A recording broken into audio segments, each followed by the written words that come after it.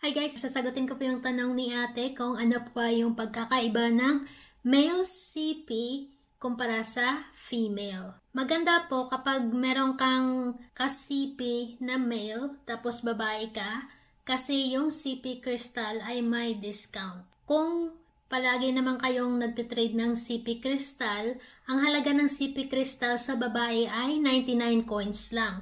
Samantala, kapag sa male naman, ang magbibigay sa iyo ng CP crystal, ang halaga naman nun ay 300 coins. Ang male at female CP ay walang pagkakaiba pagdating sa gold mining production.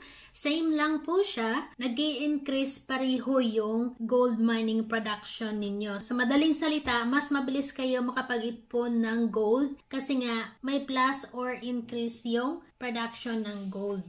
Sa intimacy naman, same lang din both female and male.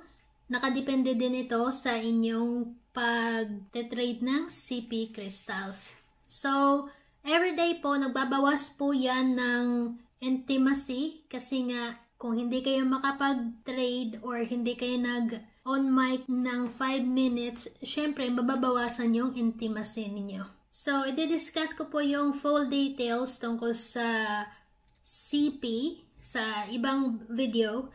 Hindi ko po alam kung bakit hindi ko na-upload or kung saan na yung video na ginawa ko kasi nga nagtataka ako bakit nagtatanong pa kayo tungkol sa CP kaya chinek ko po yung aking playlist. Wala nga pala yung video about sa CP. So, kapag may oras ako, gagawa ko ng video full para sa CP. You'll see us for our next video. Thank you for watching. Goodbye. Bye!